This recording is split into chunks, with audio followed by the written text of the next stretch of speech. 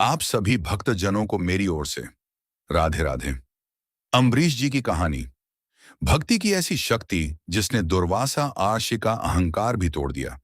श्री प्रेमानंद जी महाराज कहते हैं, सनातन धर्म की कथाओं में कुछ ऐसी कथाएं हैं जिन्हें केवल कहानी समझकर सुन लेना उनके वास्तविक संदेश को खो देना है। राजा अम्बरीश की कथा भी ऐसी ही एक दिव्य कथा है। यह कथा हमें बताती है कि सच्ची भक्ति क्या होती है, भगवान के चरणों में समर्पण किसे कहते हैं, और जब मनुष्य अपने जीवन को भगवान की इच्छा के अनुसार जीने लगता है, तब उसकी रक्षा स्वयं भगवान करने लगते हैं। राजा अम्बरीश अत्यंत शक्तिशाली और समृद्ध राजा थे। उनके पास विशाल राज्य था, अपार धन था, राजसी वैभव था और संसार की दृष्टि से सुख प्राप्त करने के सभी साधन थे।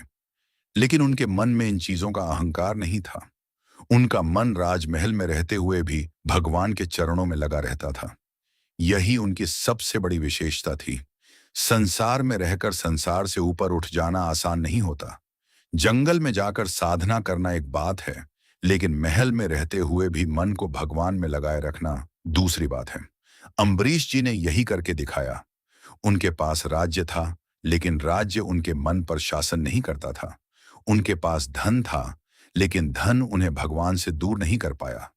उनके पास शक्ति थी, लेकिन शक्ति ने उनके भीतर अहंकार पैदा नहीं किया। उनके पास सम्मान था, लेकिन सम्मान की इच्छा उनके हृदय में नहीं थी।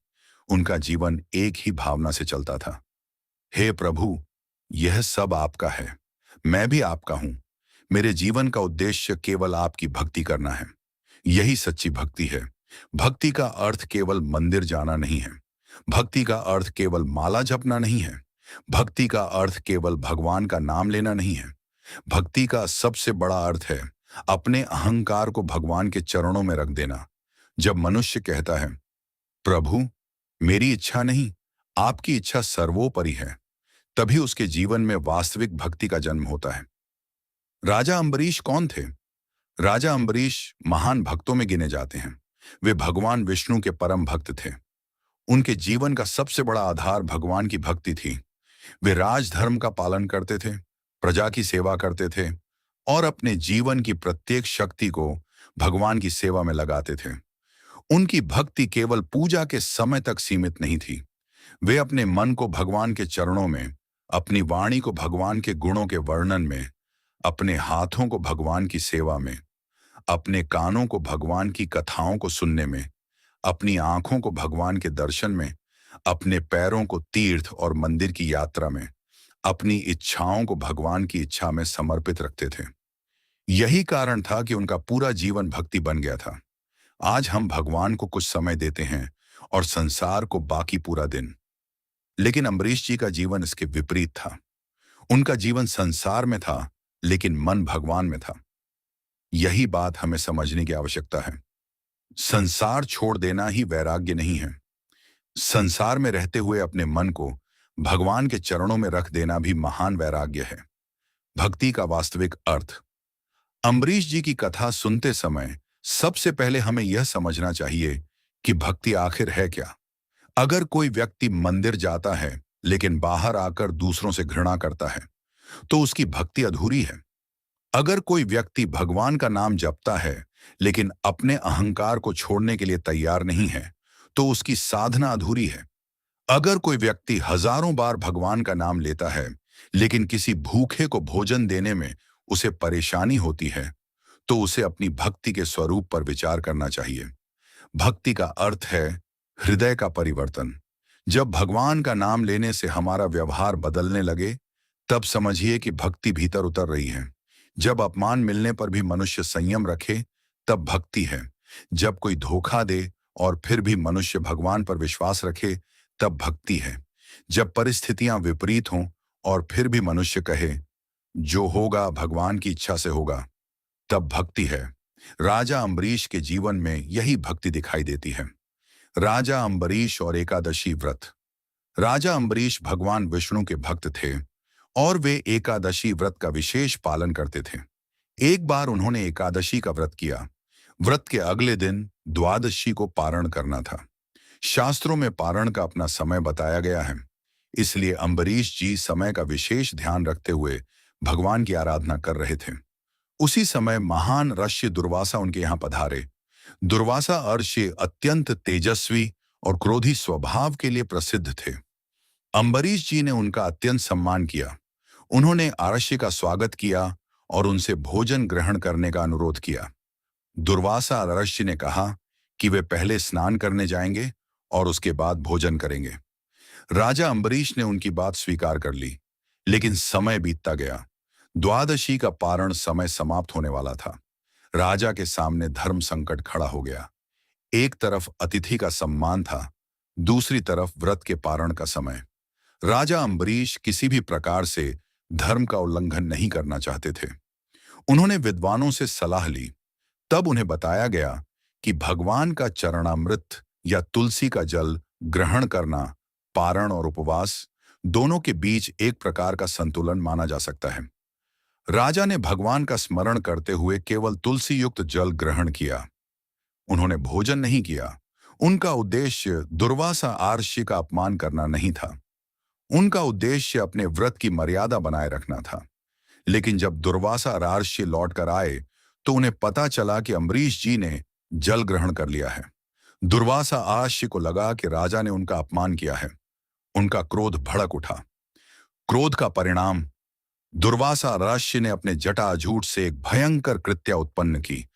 वह भयंकर शक्ति अम्बरीश जी की ओर बढ़ी, लेकिन अम्बरीश जी भयभीत नहीं हुए। उन्होंने न तो हथियार उठाया, न दुर्वासा को श्राप दिया, न क्रोध किया, न बदला लेने का प्रयास किया। वे शांत खड़े रहे और भगवान का स्मरण करते रहे। यहीं से इस कथा का सबसे बड़ा संदेश सामने आता है। जिस व्यक्ति का मन भगवान के चरणों में स्थिर हो जाता है, उसे बाहरी परिस्थितियां आसानी से हिला नहीं सकती। तभी भगवान विष्णु का सुदर्शन चक्र प्रकट हुआ। उसने उस भयंकर शक्ति का नाश कर दिया और फिर दुर्वासा अर्षि के पीछे चल पड़ा। दुर्वासा अर्षि भयभीत होकर भागने लगे। वे पृथ्वी से स्वर्ग गए, स्वर्ग से ब्रह्मलोक गए, फिर कैलाश गए। उन्होंने ब्रह्मा जी से सहायता मांगी, लेकिन ब्रह्मा जी ने कहा कि वे भगवान की इस शक्ति को रोकने में समर्थ नहीं हैं। फिर दुर्वासा भगवान शिव के पास गए। भगवान शिव ने भी कहा कि सुदर्शन चक्र को रोकना उनके अधिकार में नहीं है। अंत में दुर्वासा भगवान विष्णु के पास पहुंचे। भगवान विष्णु का उत्तर। दुर्वासा अर्षि ने भगवान विष्णु से अपनी रक्षा की प्रार्थना की, लेकिन भगवान विष्णु ने एक अत्यंत गहरा उत्तर दिया। भगवान ने बताया कि वे अपने भक्तों के प्रेम से बंधे हुए हैं। उनका हृदय अपने भक्तों के अधीन है और इस संकट का समाधान अम्बरीश जी की शरण में जाने से ही होगा। यहां कथा हमें भक्ति की सबसे बड़ी शक्ति दिखाती है। भगवान के पास जाने वाला व्यक्ति केवल भगवान को पाने की इच्छा नहीं करता, वह भगवान के भक्तों के प्रति भी विनम्र होना सीखता है। दुर्वासा अर्षि वापस अम्बरीश जी के पास आए। उन्होंने उनसे क्षमा मांगी। अम्बरीश जी ने उनके प्रति कोई क्रोध नहीं रखा। उन्होंने भगवान से प्रार्थना की कि सुदर्शन चक्र शांत हो जाए। उनकी प्रार्थना स्वीकार हुई। दुर्वासा अर्षि की रक्षा हुई और यहां अम्बरीश जी की महानता सामने आई।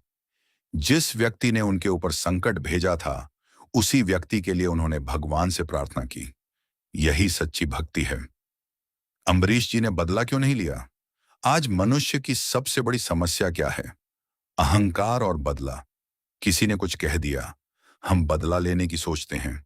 किसी ने अपमान कर दिया, हम उसका अपमान करने का अवसर खोजते हैं। किसी ने धोखा दिया, हम उसके साथ भी वही करना चाहते हैं। किसी ने हमें गिराने की कोशिश की, हम उसे गिराने की योजना बनाते हैं। लेकिन अम्बरीश जी ने ऐसा नहीं किया। उनके सामने अवसर था। वे चाहते तो दुर्वासा अर्षि को क्षमा न करते, लेकिन उनका हृदय भगवान की भक्ति में इतना निर्मल था कि उनके भीतर बदले की भावना नहीं थी। यही संतों की पहचान है। भक्ति मनुष्य के भीतर से बदले की आग को शांत करती है। जिस हृदय में भगवान का प्रेम भर जाता है, वहां घृणा के लिए जगह कम हो जाती है। प्रेमानंद जी महाराज की शिक्षाओं से प्रेरणा। आज के समय में जब हम संतों की शिक्षाओं को सुनते हैं, तो एक बात बार बार सामने आती है। भगवान का नाम पकड़ो, अपने मन को संभालो और संसार के व्यवहार से अपने भीतर की शांति मत खो। इसी भावना से अम्बरीश जी की कथा हमें बहुत बड़ी शिक्षा देती है। दुनिया आपको सम्मान दे या अपमान दे, लोग आपके साथ रहें या छोड़ दें, कोई आपकी प्रशंसा करे या आपकी निंदा करे, आपको सफलता मिले या असफलता, आपका मन भगवान से जुड़ा रहना चाहिए। क्योंकि संसार की परिस्थितियां बदलती रहती हैं। आज जो आपके साथ है, कल नहीं होगा। आज जिसके पास धन है, कल उसका धन नहीं रह सकता। आज जिसे सम्मान मिल रहा है, कल उसकी आलोचना हो सकती है। लेकिन भगवान का नाम ऐसा आधार है जो भीतर से मनुष्य को संभाल सकता है। अम्बरीश जी की सबसे बड़ी शक्ति। अम्बरीश जी की शक्ति उनका राज्य नहीं था, उनकी शक्ति उनका धन नहीं था, उनकी शक्ति उनकी सेना नहीं थी, उनकी शक्ति उनकी भक्ति थी।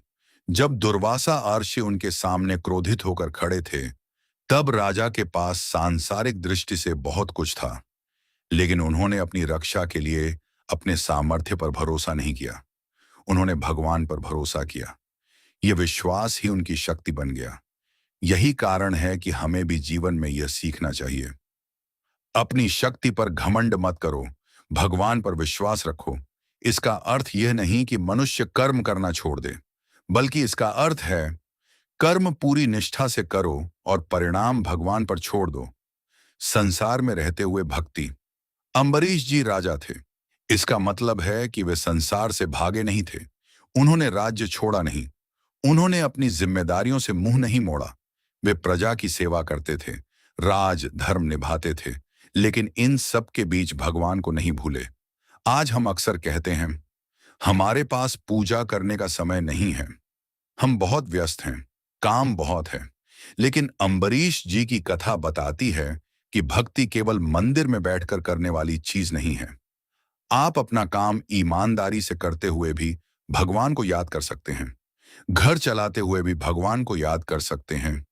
व्यापार करते हुए भी भगवान को याद कर सकते हैं। किसी की सेवा करते हुए भी भगवान को याद कर सकते हैं। बस मन की दिशा बदलनी है। संसार में रहते हुए भक्ति। अम्बरीश जी राजा थे। इसका मतलब है कि वे संसार से भागे नहीं थे। उन्होंने राज्य छोड़ा नहीं, उन्होंने अपनी जिम्मेदारियों से मुंह नहीं मोड़ा। वे प्रजा की सेवा करते थे, राज धर्म निभाते थे, लेकिन इन सब के बीच भगवान को नहीं भूले। आज हम अक्सर कहते हैं, हमारे पास पूजा करने का समय नहीं है, हम बहुत व्यस्त हैं, काम बहुत है। लेकिन अम्बरीश जी की कथा बताती है कि भक्ति केवल मंदिर में बैठकर करने वाली चीज नहीं है। आप अपना काम ईमानदारी से करते हुए भी भगवान को याद कर सकते हैं। घर चलाते हुए भी भगवान को याद कर सकते हैं। व्यापार करते हुए भी भगवान को याद कर सकते हैं। किसी की सेवा करते हुए भी भगवान को याद कर सकते हैं। बस मन की दिशा बदलनी है, मन को भगवान में लगाने की साधना। मनुष्य का मन बहुत चंचल है। एक क्षण भगवान के बारे में सोचता है, दूसरे क्षण धन के बारे में, फिर किसी व्यक्ति के बारे में, फिर किसी पुराने अपमान के बारे में, फिर भविष्य की चिंता, फिर किसी इच्छा के पीछे भागना। ऐसे मन को धीरे धीरे भगवान के नाम में लगाना पड़ता है। अम्बरीश जी का जीवन इसी साधना का उदाहरण है। मन को एक दिन में पूरी तरह बदलने की आवश्यकता नहीं। प्रतिदिन थोड़ा समय भगवान के लिए निकालिए। सुबह उठकर भगवान का नाम लीजिए, कुछ समय मंत्र जप कीजिए, भगवान की कथा सुनिए, अपने कर्मों को भगवान को समर्पित कीजिए और सबसे महत्वपूर्ण, अपने व्यवहार में भक्ति लाइए। क्योंकि केवल माला हाथ में रखना पर्याप्त नहीं है, मन में भगवान का नाम होना चाहिए। जब कोई आपको अपमानित करे। अम्बरीश जी की कथा का एक बहुत बड़ा संदेश अपमान से जुड़ा है। मान लीजिए किसी ने आपको बिना कारण अपमानित कर दिया। आपके पास जवाब देने की पूरी शक्ति है, लेकिन आप शांत रह जाते हैं। इसका अर्थ कमजोरी नहीं है। कई बार मौन ही सबसे बड़ी शक्ति होता है। लेकिन इसका अर्थ यह भी नहीं कि अन्याय को हमेशा स्वीकार किया जाए। धर्म और आत्मसम्मान की रक्षा करना अलग बात है, बदला लेना अलग बात है। अम्बरीश जी ने दुर्वासा का विरोध नहीं किया, लेकिन उन्होंने धर्म का पालन भी नहीं छोड़ा। इसलिए जीवन में संतुलन आवश्यक है। जहां धर्म की रक्षा आवश्यक हो, वहां दृढ़ रहिए, लेकिन अपने हृदय में घृणा मत पालिए। अम्बरीश जी और क्षमा। क्षमा का अर्थ यह नहीं कि आपने सामने वाले के गलत व्यवहार को सही मान लिया। क्षमा का अर्थ है, मैं तुम्हारे कर्म का भार अपने हृदय में लेकर नहीं चलूंगा। अगर किसी ने आपको चोट पहुंचाई और आप वर्षों तक उसी घटना को याद करके दुखी होते रहे, तो नुकसान किसका हुआ? उस व्यक्ति का नहीं, आपका। अम्बरीश जी ने इसीलिए क्षमा की शक्ति दिखाई। उनका हृदय इतना बड़ा था कि वे अपने ऊपर हुए आघात के बाद भी दूसरे के कल्याण के लिए भगवान से प्रार्थना कर सके। अहंकार का पतन। दुर्वासा आर्षि महान तपस्वी थे। उनके पास तप की शक्ति थी, लेकिन उस समय उनके भीतर क्रोध का प्रभाव आ गया। यह कथा हमें बताती है कि आध्यात्मिक शक्ति होने के बाद भी यदि अहंकार और क्रोध पर नियंत्रण नहीं है, तो मनुष्य स्वयं अपने लिए संकट पैदा कर सकता है। साधना का उद्देश्य केवल शक्ति प्राप्त करना नहीं है। साधना का उद्देश्य मन को शुद्ध करना है। अगर साधना के बाद हमारा अहंकार बढ़ रहा है, तो हमें रुककर सोचना चाहिए।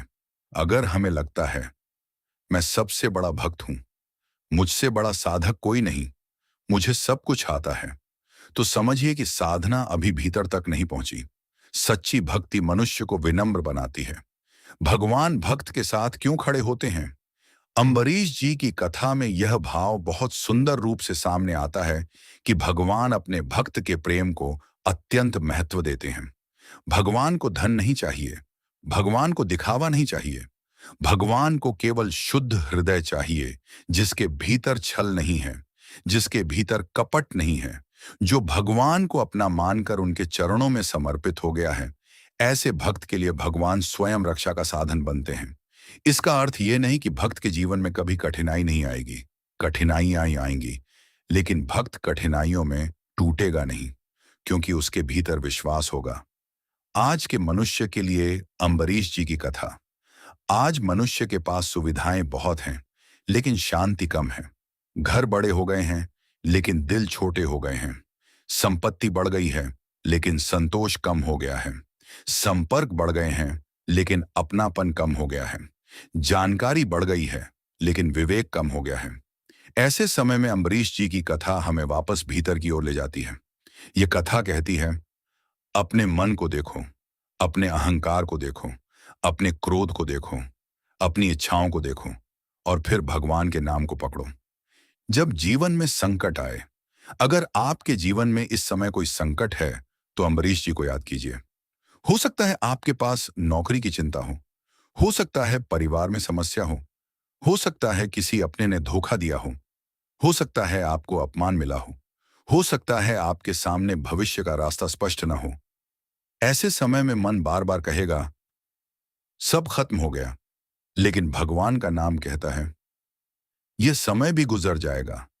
जीवन में कोई परिस्थिति स्थायी नहीं है, सुख भी स्थायी नहीं, दुख भी स्थायी नहीं, सफलता भी स्थायी नहीं, असफलता भी स्थायी नहीं, लेकिन भगवान का नाम आपके भीतर स्थिरता पैदा कर सकता है। अम्बरीश जी की भक्ति से 5 बड़ी सीख। पहली सीख, भगवान को जीवन का केंद्र बनाइए। संसार को अपना साधन बनाइए, अपना लक्ष्य नहीं। धन चाहिए, लेकिन धन ही जीवन का उद्देश्य ना हो। सम्मान चाहिए, लेकिन सम्मान के पीछे जीवन न लगा दें। सफलता चाहिए, लेकिन सफलता के लिए धर्म न छोड़ें। जीवन का केंद्र भगवान को बनाइए। दूसरी सीख, क्रोध पर नियंत्रण रखिए। दुर्वासा आर्षि की कथा हमें बताती है कि क्रोध कितना शक्तिशाली हो सकता है। एक क्षण का क्रोध वर्षों की साधना पर भारी पड़ सकता है। इसलिए जब क्रोध आए, तो तुरंत प्रतिक्रिया ना दें। कुछ समय रुकिए, भगवान का नाम लीजिए, फिर निर्णय लीजिए। तीसरी सीख, अपमान को हृदय में मत रखिए। जिसने आपको अपमानित किया, उसे अपने मन में स्थान देकर आप स्वयं अपने मन को दुख देते हैं। भगवान के चरणों में बात छोड़ दीजिए। चौथी सीख, धर्म का पालन कीजिए। अम्बरीश जी ने कठिन परिस्थिति में भी धर्म की मर्यादा नहीं छोड़ी। जीवन में परिस्थितियां चाहे जैसी हों, सत्य और धर्म का साथ मत छोड़िए। पांचवी सीख, क्षमा करना सीखिए। क्षमा करने से सामने वाला छोटा नहीं होता, क्षमा करने वाला स्वयं बड़ा हो जाता है। भगवान का नाम क्यों जरूरी है? जब मन बहुत परेशान हो, तब भगवान का नाम लीजिए। जब मन खुश हो, तब भी भगवान का नाम लीजिए। जब सफलता मिले, तब भगवान को धन्यवाद दीजिए। जब असफलता मिले, तब भगवान पर भरोसा रखिए। जब कोई साथ हो तब भगवान को याद कीजिए, जब कोई साथ ना हो तब भगवान को अपना साथी बनाइए। क्योंकि संसार का साथ परिस्थितियों के अनुसार बदल सकता है, लेकिन भगवान का स्मरण मनुष्य को भीतर से संभालने वाला आधार बन सकता है। सच्चा भक्त कौन? सच्चा भक्त वह नहीं जो केवल भगवान की मूर्ति के सामने रोता है। सच्चा भक्त वह है जो भगवान के सामने रोने के बाद बाहर आकर किसी को रुलाता नहीं। सच्चा भक्त वह नहीं जो केवल मंदिर में सिर झुकाता है। सच्चा भक्त वह है जो अपने अहंकार को भी झुकाता है। सच्चा भक्त वह नहीं जो केवल माला फेरता है। सच्चा भक्त वह है जो अपने व्यवहार को बदलता है। अम्बरीश जी का जीवन इसी सच्ची भक्ति का उदाहरण है। अंतिम संदेश। राजा अम्बरीश की कथा केवल एक राजा और एक आर्षी की कथा नहीं है। ये हमारे भीतर चल रहे संघर्ष की कथा है। हमारे भीतर भी अम्बरीश जैसा शांत भक्त बनने की संभावना है, और हमारे भीतर दुर्वासा जैसा क्रोध भी है। जब कोई हमें कुछ कह देता है तो हमारा क्रोध जागता है। जब कोई हमें सम्मान देता है तो हमारा अहंकार जागता है। जब कोई हमें धोखा देता है तो बदला लेने की भावना जागती है। लेकिन भगवान की भक्ति हमें इन भावनाओं से ऊपर उठना सिखाती है। अम्बरीश जी हमें सिखाते हैं, भगवान को पकड़ लो, परिस्थितियों को नहीं। नाम को पकड़ लो, चिंता को नहीं। धर्म को पकड़ लो, अहंकार को नहीं। क्षमा को पकड़ लो, बदले को नहीं। और सबसे महत्वपूर्ण, भगवान पर भरोसा रखो। हो सकता है आज आपकी परिस्थिति कठिन हो सकता है लोग आपको समझ नहीं रहे हो सकता है आपके साथ अन्याय हुआ हो सकता है आपको लग रहा हो कि आपकी प्रार्थना भगवान तक नहीं पहुंच रही, लेकिन धैर्य रखिए। भक्ति का अर्थ ये नहीं कि हर इच्छा तुरंत पूरी हो जाएगी। भक्ति का अर्थ है, मेरी इच्छा पूरी हो या न हो, मेरा विश्वास भगवान से नहीं टूटेगा। यही अम्बरीश जी की सबसे बड़ी शिक्षा है। निष्कर्ष। राजा अम्बरीश के जीवन को यदि एक वाक्य में समझना हो तो कहा जा सकता है, जिसने अपना मन भगवान को दे दिया, उसके लिए संसार की सबसे बड़ी शक्ति भी उसके विश्वास को नहीं हिला सकती। दुर्वासा ऋषि का क्रोध आया, संकट आया, भय आया, लेकिन अम्बरीश जी अपने स्थान से नहीं हिले। क्यों? क्योंकि उनका मन भगवान में स्थिर था। आज हमें भी यही साधना करनी है। हर दिन कुछ समय भगवान के नाम के लिए निकालना है। अपने माता पिता की सेवा करनी है, जरूरतमंद की सहायता करनी है, किसी को जानबूझकर दुख नहीं देना है, अपने क्रोध पर नियंत्रण रखना है, अपमान मिलने पर तुरंत प्रतिक्रिया नहीं देनी है, और सबसे बढ़कर भगवान को अपने जीवन का आधार बनाना है। अगर कोई आपका साथ छोड़ दे तो टूटिए मत। अगर कोई आपका अपमान कर दे तो अपना चरित्र मत छोड़िए। अगर कोई आपको धोखा दे तो अपनी अच्छाई मत छोड़िए। अगर जीवन में कठिनाई आए तो भगवान का नाम मत छोड़िए। क्योंकि संसार में बहुत कुछ छूट सकता है। धन छूट सकता है, लोग छूट सकते हैं, पद छूट सकता है, सम्मान छूट सकता है, लेकिन अगर भगवान का नाम आपके साथ है तो भीतर की आशा जीवित रह सकती है। राजा अम्बरीश ने यही करके दिखाया। उन्होंने संसार में रहते हुए भगवान को पाया। उन्होंने शक्ति होते हुए विनम्रता रखी। उन्होंने संकट में धैर्य रखा। उन्होंने अपमान के सामने क्रोध नहीं किया, और उन्होंने अपने शत्रु के लिए भी भगवान से प्रार्थना की। यही कारण है कि अम्बरीश जी की कथा आज भी भक्तों को प्रेरणा देती है। आइए हम भी उनके जीवन से प्रेरणा लेकर अपने भीतर एक संकल्प करें। हे प्रभु, मेरे जीवन में चाहे कितनी भी कठिनाइयां आएं, मेरा मन आपके चरणों से न हटे। मेरे भीतर अहंकार ना आए, मेरे भीतर बदले की भावना ना आए। मैं सत्य और धर्म के मार्ग पर चलता रहूं और हर परिस्थिति में आपका नाम स्मरण करता रहूं। यही सच्ची भक्ति है। यही जीवन की सबसे बड़ी संपत्ति है, और यही अम्बरीश जी की कथा का सबसे सुंदर संदेश है। ऐसे ही हमारे और भी वीडियो देखने के लिए हमारी YouTube चैनल को सब्सक्राइब करें। राधे राधे।